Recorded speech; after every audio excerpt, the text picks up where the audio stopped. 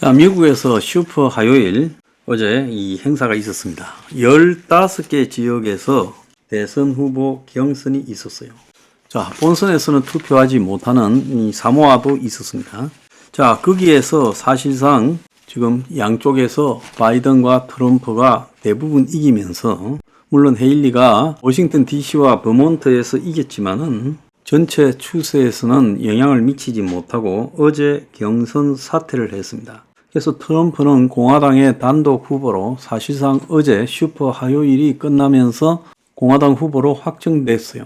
자, 그저께 트럼프에 대해서 연방 대법원이 출마를 막을 수 없다라는 결론까지 나왔지요.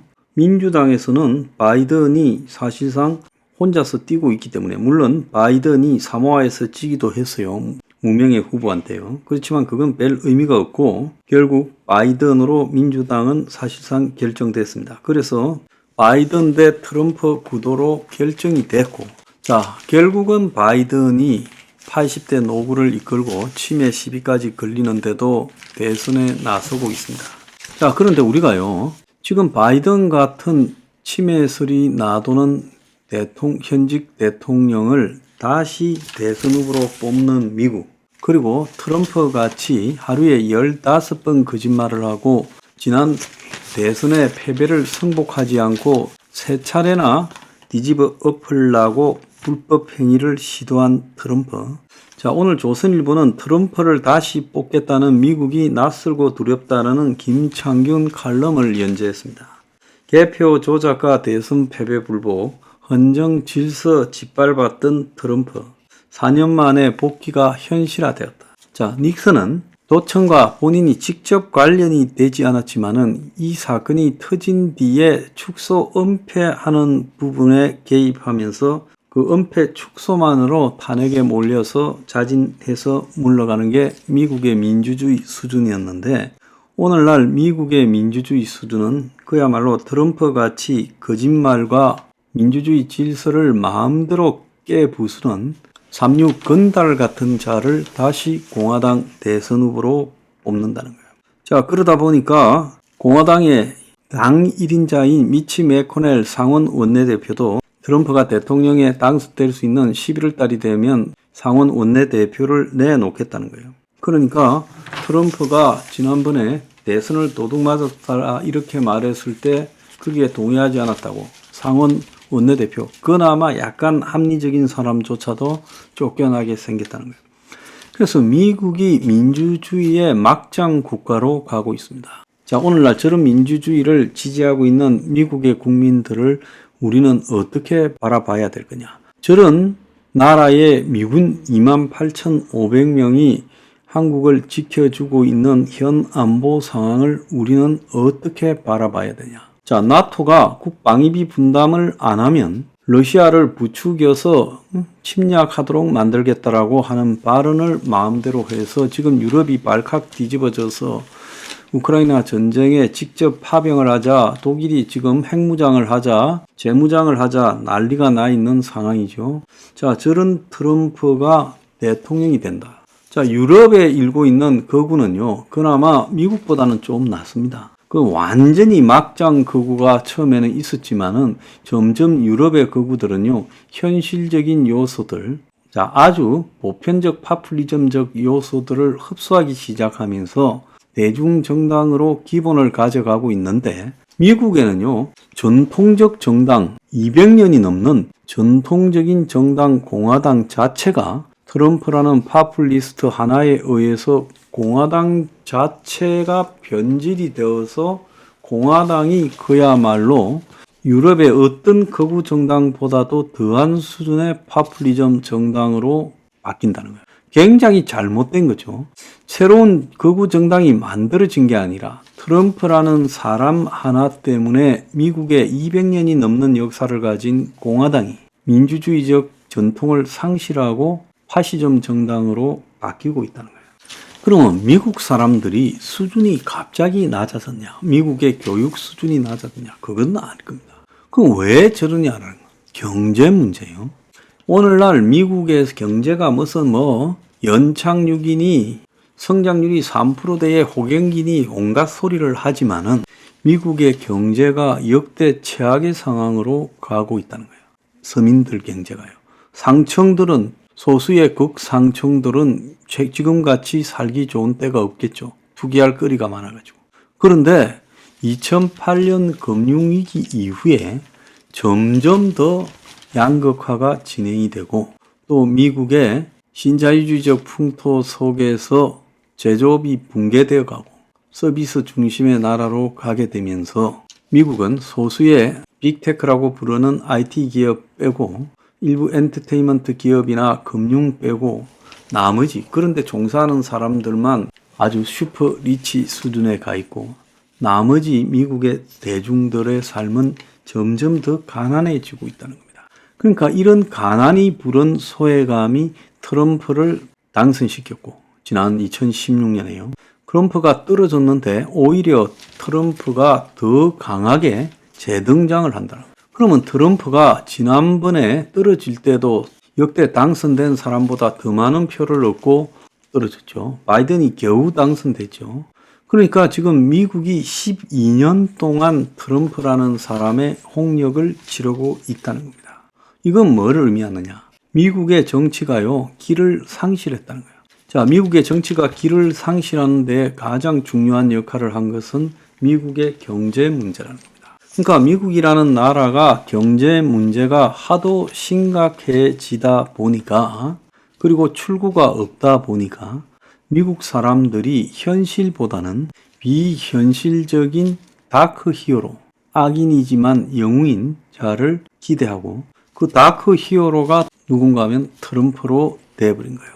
그래서 미국 사람들은 트럼프에 대해서 나오고 있는 온갖 추문과 그의 비리와 그의 민주주의 파괴 행위들을 불구하고, 그래도 트럼프는 먹물 기득권 엘리트보다는 우리 서민들을 이해한다라고 생각하고 오리지널 미국 백인층들을 이해한다고 생각하는 거예요.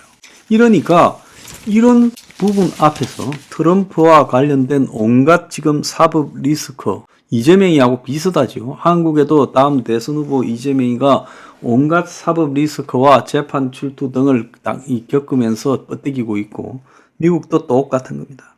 그래서 트럼프가 지금 4개 사건 91개 범죄 혐의를 갖다가 받고 있는데도 불구하고 버티고 있어요.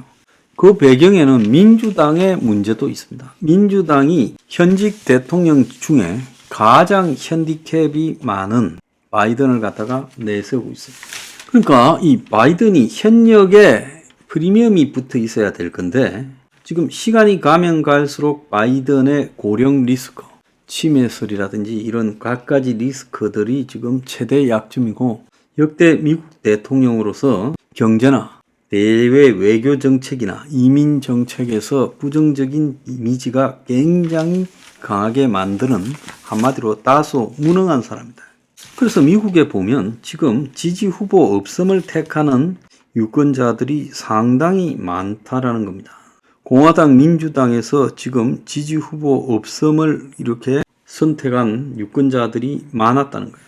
어쩔 수 없이 투표했다. 역대 비호감 두 후보에 대한 회의감이 지금 유권자들한테 분출하고 있다는 거예요. 자, 그래서 미국에 지금 112년 만에 전현직 대통령이 대결을 하는데 사실상 역대 최악의 대선일 거다라는 이야기까지 나옵니다.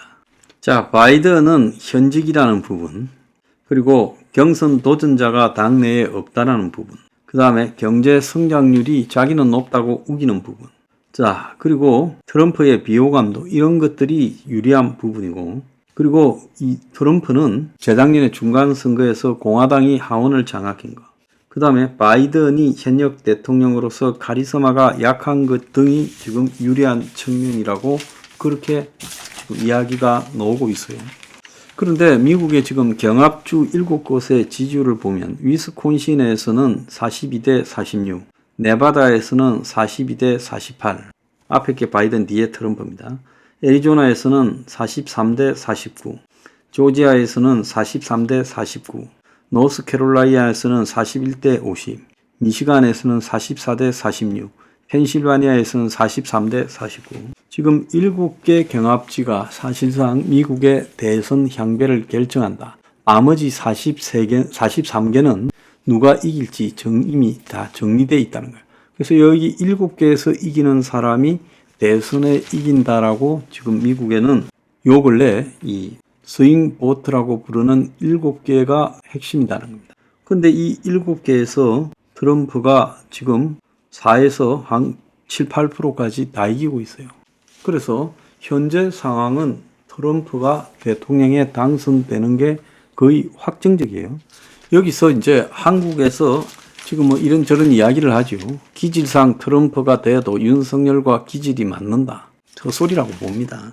자, 트럼프가 돼도 한국에 마음대로 이 미군을 빼고 북한과 딜을 하지 못할 것이다. 다 헛소리라고 봐요. 이번에 이 사람이 돌아오면 여태까지 자기가 하지 못했던 모든 하늘 품을고 하늘 갖다가 다 해소하려고 달라들 거라는 거예요. 지가 지난번에 대선에 재선이 되었으면 주한미군을 철수하려 했는데 안 돼서 못했다. 그렇게 말했잖아요. 자, 그런데 여기서 가장 중요한 거는 지금 트럼프의 핵심 측근이라는 6명이 지금 언급이 되고 있어요. 근데 이 사람들이 다 트럼프의 집사격인 인물이고 대외적으로는 큰 사회적 지위를 맡지 않았지만은 잘 모르는 대부분이 이름을 처음 듣는 트럼프의 완전 똘마니 6명이 트럼프를 둘러싸고 그래서 이들이 딱 포위하고 있다는 거예요. 그러니까 한국에서 대기업이나 한국의 정권이 지금 트럼프 주변에 접촉을 하려 해도 그거 다 내가 트럼프 측근이니 쇼하고 다니는 것들은 돈 땡기려고 하는 미국의 전부 싱크탱크들입니다. 그런 거하고 접근해봤자 소용이 없어요. 자, 문제는 뭔가 하면 이 트럼프라는 자가 다시 재등장해서 왔을 때 그 리스크를 관리가 가능하다. 그래서 빨리 뭐 한미 주한미군 분담금 문제도 미리 뭐 알박기를 하자. 그 알박기 소용없어요. 미국의 트럼프라는 자 앞에서는 알을 박아도 그 부동산 업자잖아요. 부동산 업자한테 알박기가 통하겠어요?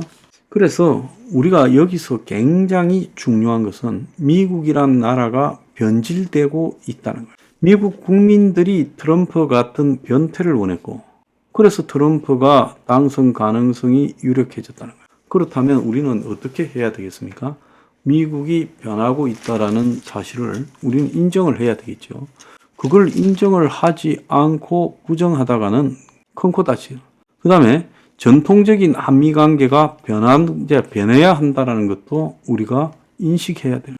미국과의 경제적인 협력 관계, 한국이 경제 성장하는데 미국이 한국에 기회를 줬던 부분, 이런 게 이제 기회가 아니라 미국이 한국을 괴롭히는 걸로 바뀔 거고, 미국이 한국의 안보를 책임졌던 거는 미국이 한국의 안보에서 손 떼는 걸로 바뀔 거고, 자, 우리의 불구대천의 적인 북한 문제에 있어서 미국이 북한하고 딜을 칠 수 있다라는 상황까지도 올 수 있다는 걸 우리가 인정해야 돼요.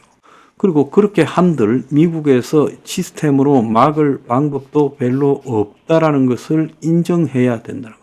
그래서 현실을 인정해야 사고가 덜 나지, 현실을 인정하지 않고요. 트럼프가 돼도 미국은 시스템에 의해서 굴러가는 민주주의 국가라서 대통령이 파격적인 행동을 하지 못한다고 생각하다가는 큰 코 다친다. 무슨 짓이든 할 거라는 거예요. 다시 돌아온 아일 비백회에서 돌아온 트럼프는 하늘 푸듯이 무슨 짓이든 할 거라는 거예요.